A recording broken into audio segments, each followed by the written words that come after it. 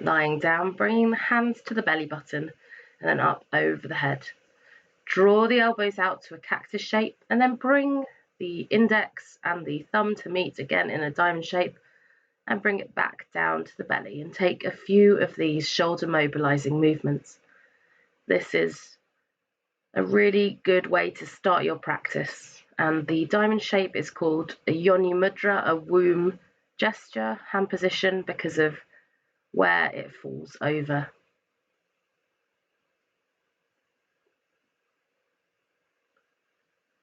From here, you can take a few windscreen wiper legs, dropping the knees down one side and then the other, keeping the bottom on the floor.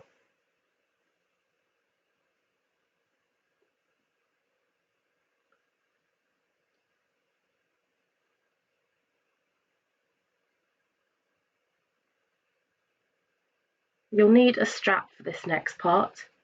So take your strap and bring around the ball of one of your feet, it doesn't matter which.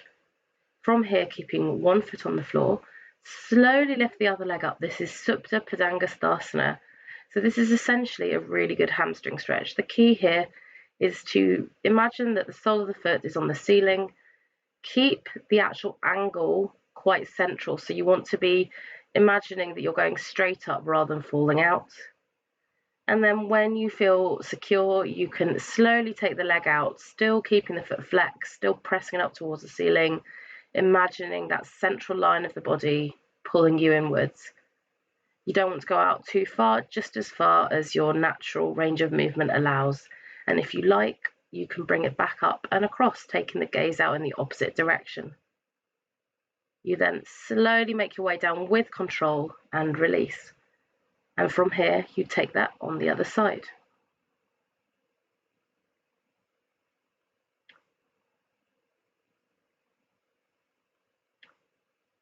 This really is something you want to take in your own time, not rush. Make sure you're not locking anything. Make sure it feels like the socket and the ball are meeting one another. Everything's engaged and integral.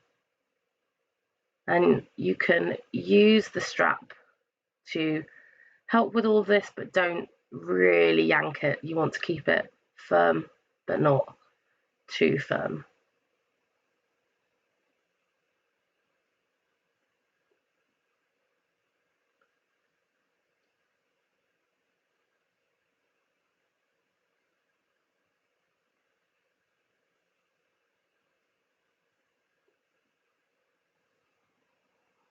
After you've come out of it, you might like to use the strap for both feet.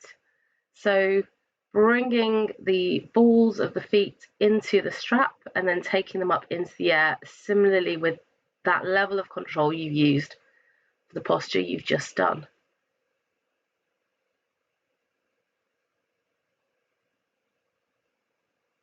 You could keep the legs in a V shape if you've got mobility there, or you can have them straight up.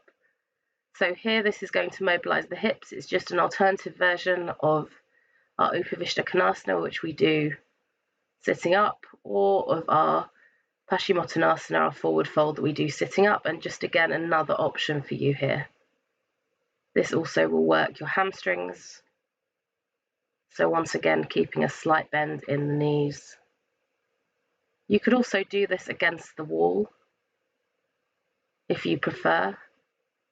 Just lots of options here.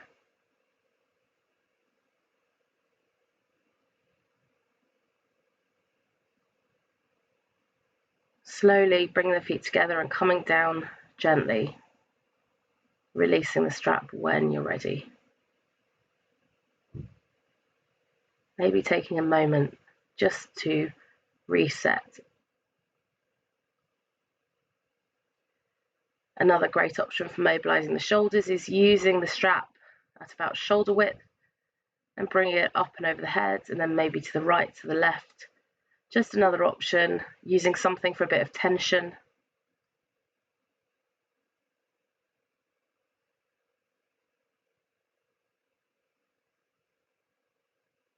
I love taking windscreen wiper legs just to check in with my hips at any point in practice, always makes my lower back feel good. Coming into a reverse pigeon, so bringing the ankle to rest on the opposite thigh, flexing both the top and the bottom foot, and then if you like, bringing the knee in towards the chest. I like to hold the knee and the foot, partly because I have short arms. You could also make that into more of a hamstring stretch by stretching the bottom leg up as you go. Coming out of that, leaving the legs exactly where they are and dropping down into a deep twist, untangling the legs.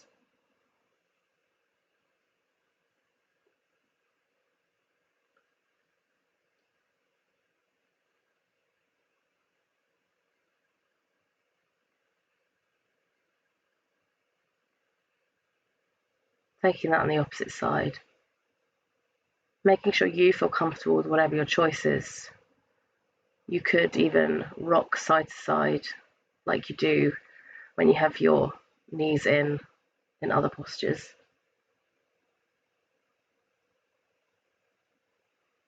So choosing whether to make that a hamstring stretch or not. And then slowly releasing down and coming into a pigeon twist on this side.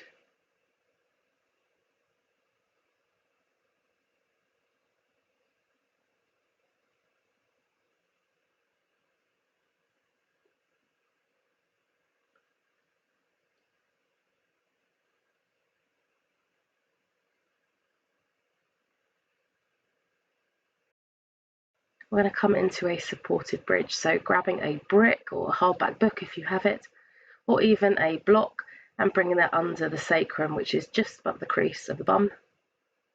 And here this just brings you into your bridge position without you having to do the work to lift the hips. And here you could have your feet on the floor as they are in your normal bridge. You can also play around with other options, so you can turn the brick or the block so that it's higher up, gives you more of a lift. The arms are out wide here.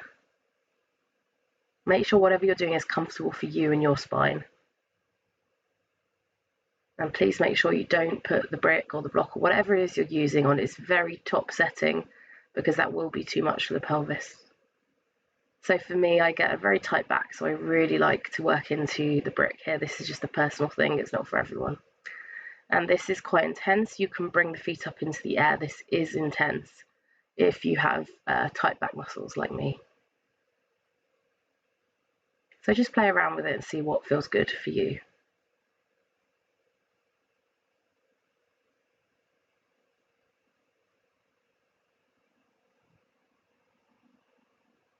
Staying in this posture for a nice long period of time, really working into the lower back and finding that inversion, which activates all those calming parts of the body. I'm going to take my arms up over my head and just see how that feels to have space in the shoulders. I might even bring my hands to rest on top of the head, just seeing what works.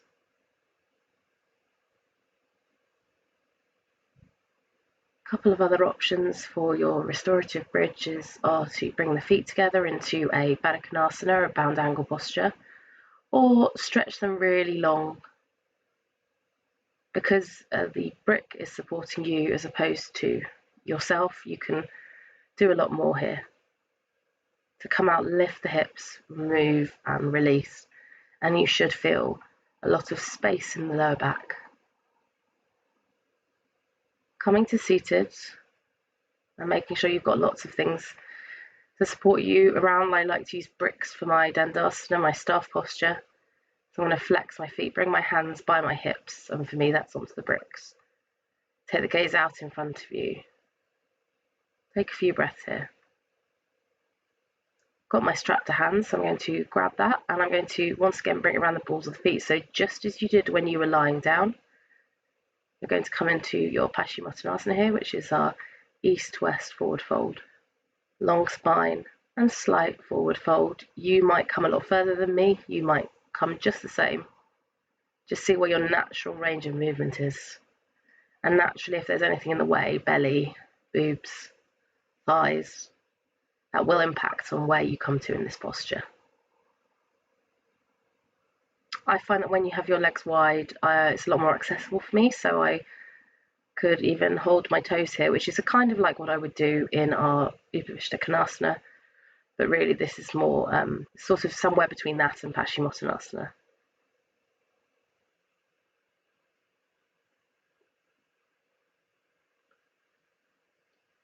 Making your way into Baddha Konasana, I'm going to support my knees with the bricks here to prevent myself from going too far and becoming a little bit too hypermobile. I'm also going to hold the knees and just breathe. Long spine, calm breaths. And if you like to, you can round the spine, open the feet out like a book and bring the hands to the ankles, or stay exactly where you are.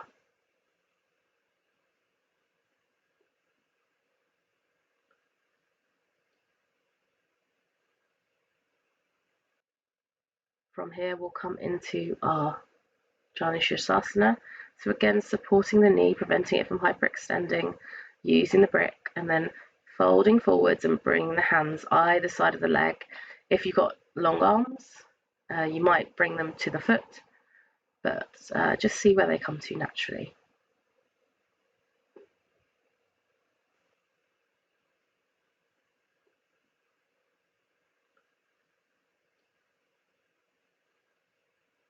Taking that on the other side, flexing the foot, making sure the pelvis feels nice and equal, bringing the hands wherever they naturally fall.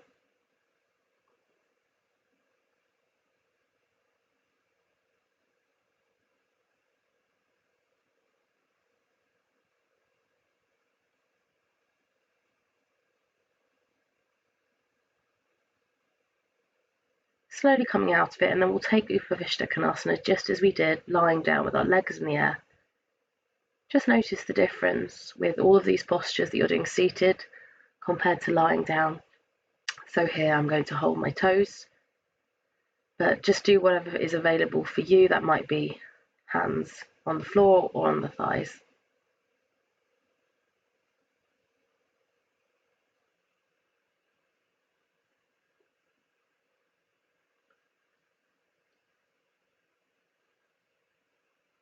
From here, I'll bring my legs back in. I'll hold my hands out in front of me. I'm taking a slight boat pose here, just to check in. And then I'm going to remove the block that I've been sitting on for this, which is great for me because it gives me a little more space in the pelvis, because the next thing I'm going to do is come into a back bend. So bring your hands out behind you, fingers facing forwards, and lift the chest, point the toes. See how this feels. This is a great option. And then, if you like, you can lift the hips from here. And this can be quite challenging. You want to be able to really squeeze the glutes, use the abdominals, and lift over and up. Now, a great option here is to take a reverse tabletop instead. So feet down, try and get your toes down first, unlike me, and then lift the hips up. Squeeze the glutes, really lift here, lengthen through the neck and release. Take maybe 5 breaths here. That can be quite strong on the quads. You'll notice I'm just kind of coming into a little reverse to check in with my quads, because I know that in this video they'll have been banging a little bit. So make sure you've warmed up your quads nice before you come into this. We're going to roll down, so bring the arms out in front of you, C-shape the spine, and with control, keeping the arms exactly where they are, slowly come to lie down. From here, coming into your Shavasana. So just taking a moment here to relax and restore. Everything calm, everything spacious, and just stay here until you feel ready to rise and continue with your day.